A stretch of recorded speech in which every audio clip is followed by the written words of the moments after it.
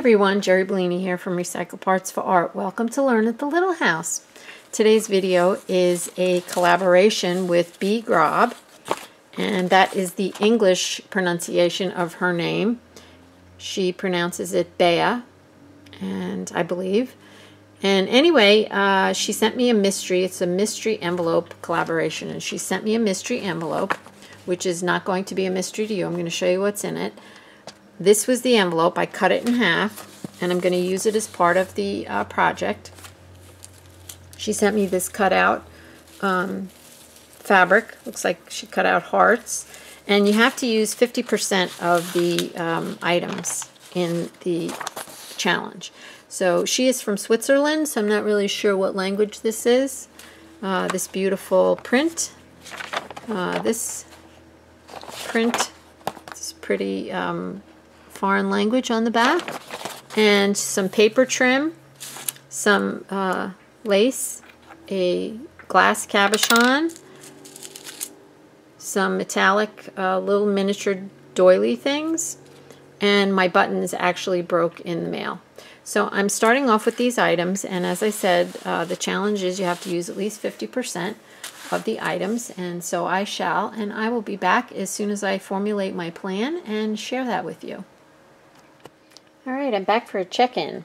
What I decided to do was keep the envelope, and if you recall, this was part of the envelope, and it reminds me of Bea, and so I decided I wanted to make sure that that stayed. And thank you for using a waterproof ink, whatever you did here, Bea, because the envelope was quite bright white, and everything else in the package seemed to shout more of an old-fashioned kind of a thing. So I took some coffee and I just quick dulled it down. And then I'm going to be making a book, if you haven't guessed that yet.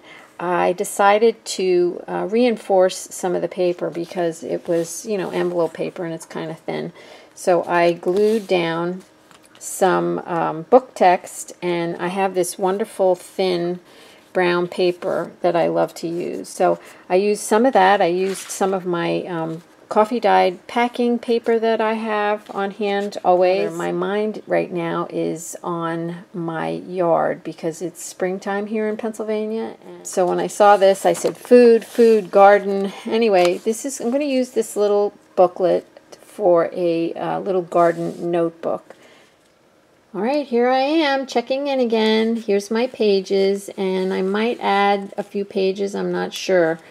I want to keep this rather small, so I cut them up, and I'm going to do individual pages, and I'm going to actually bind this book with a slip knot binding, and I'll leave a link for that in the description box below. And I have made another book with that binding, and I really love it. It reminds me of the Copic stitch, but it's much easier. So here's a few of my pages, and I have to decorate these yet. This is the page that, you know, I definitely wanted to keep. And the color, I'll just cover that for a second. The color on this page inspired me to pull in some more color into my book, which I pulled in some deli paper that I had, and that'll be the background for something. And that's the envelope still showing, and I did put some tape on there, which I thought was really pretty.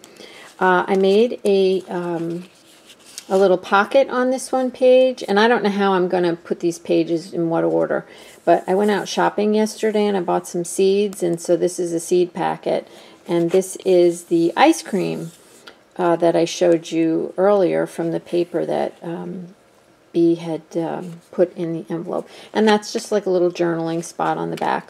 I do want to use, and there's the label from when she mailed it. It says Swiss Post. I wanted to keep that. So I do want to use this for some note taking. Like I want to write down when I planted, what seeds, and how long they take to grow and stuff. So I added this little notepad that I made the paper myself. It's dotted line paper.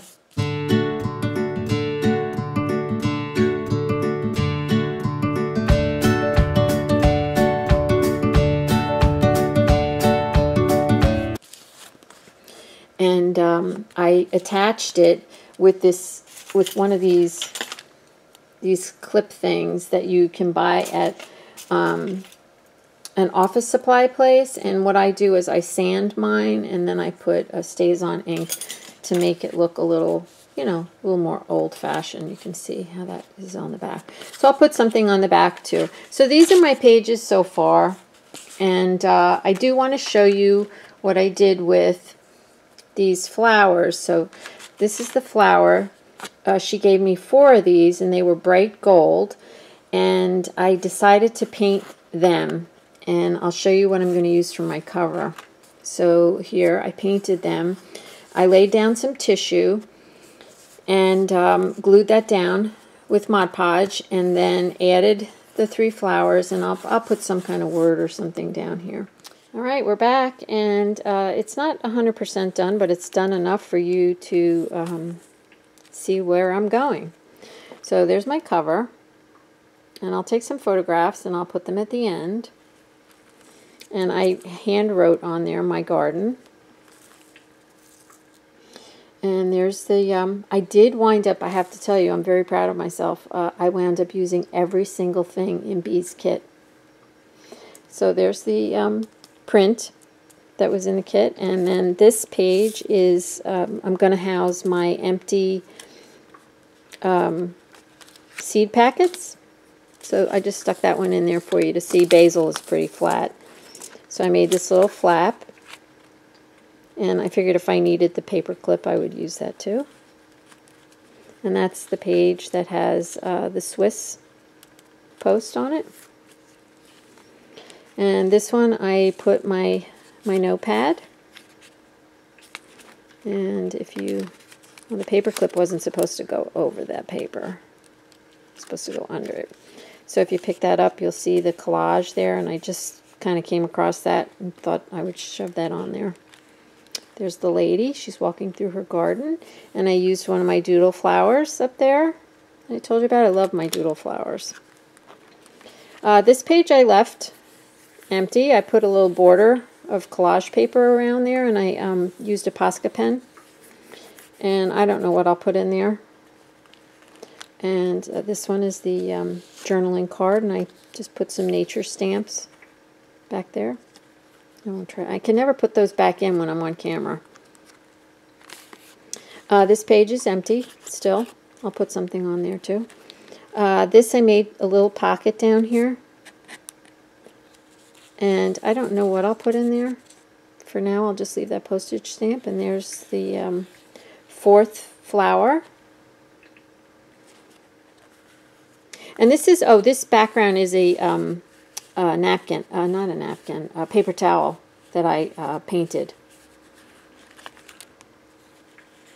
And there you go. There's the heart fabric that Bea had cut out. Looks like she cut out 1,000,000 hearts. I was thinking I might put on here somewhere, I love my garden, because it's got the hearts. I thought that would be cute. This page is a pocket. I made a pocket, and that's the barcode from the envelope. Again, my doodle flower, Change is Beautiful. That's some of that heavy-duty duct tape. I love that. And this is one of my paper clip flowers. I'll put a link in the description box below for you, how I made those. This is yarn and a button. And this is another pad. And the way I did this is I had an extra piece of, and this gets pretty thick, so this is the envelope under there that the stuff came in, and I put the napkin on it and whatever, so it was an extra piece. So I just made that, and I stick that into the pocket. And I've actually never seen anything like that, so maybe I came up with that on my own. Anyway, I thought it was cute, so that I could take it out and I could write, you know, and then I could just stick it back in. And what I like about the paper, and then I use these things, let me just flip that over and show you those things. I can't remember what they're called. But what I like about the way I did the paper is I can open these up and I can add more paper. So I could do the same thing with this one. I can open it up and add more paper. All right. And this one is, I'm going to make sure I didn't have 2 pages stuck together. So this one I just created a pocket, and I made, I don't know, what are these called? Shakers? And I put the broken buttons in there. There's broken buttons, and that little package with the little blue things are in there. And there's some marigold seeds in there. And I just, this is a vintage. It's a recycled, it's not vintage. It's a recycled envelope. And I just took 2 of the same size and stitched them together. And then just for fun, I put a little hole at the top and put some pink thread on there. I just thought that was cute. And there's my friend Bea Mystery Collaboration with Bea Grob. And I love it. I put little flowers in her hair. And there's my last page. And I had these little, aren't these cute? This little paperclip bird. I thought that was so cute. And I'll put the how-to for this. I'll put it at the end of the video if you want to make one of these flowers. And this is her blue cabochon. And there is the paper tape. Oh, no, there's one thing I didn't use. Oh, I forgot all about it. And I'm going to have to use it because I put it in some coffee to coffee dye it. It's that little piece of lace. All right, I'm going to go back and glue that on, but you'll see it at the end when I take the photograph. Anyway, that's it. And I did a slip knot binding on the edge, and I love it. And I also will put the link, I did a little video on how to do this, and I'll put the link in the description box below. So I hope you enjoy seeing my book, and I hope you'll visit everybody else in the Mystery Collaboration and see what they did with Bea's package. This was a lot of fun, Bea. Thank you so much for inviting me, and I look forward to maybe doing another one. And I hope everyone has a blessed day full of love and recycled art. And I will see you again very soon. Thank you. Before I call it a day, I wanted to show you how I make these coffee filter flowers. So this is a coffee filter that I just put some color down. It kind of looks natural. And I take, you can take any kind of thread. I happen to be using a piece of embroidery floss, and I just did a big running stitch all the way around the outside edge, and then I pull it,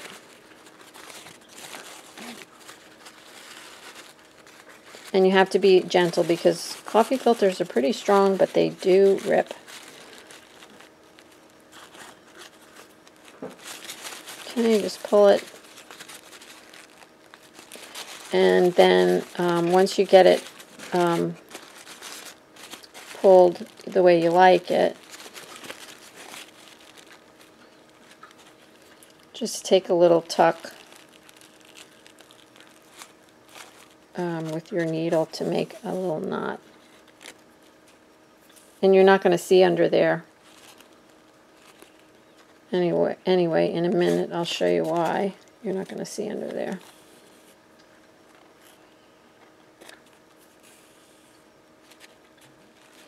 And I'm just going to throw my thread back to the other side, so when I clip it off, the raw edge is under here. You can see how careful I'm being. Okay, and then I'll just cut that off. But then I'll just take this, and you just play with it until it looks like the way you want it to look.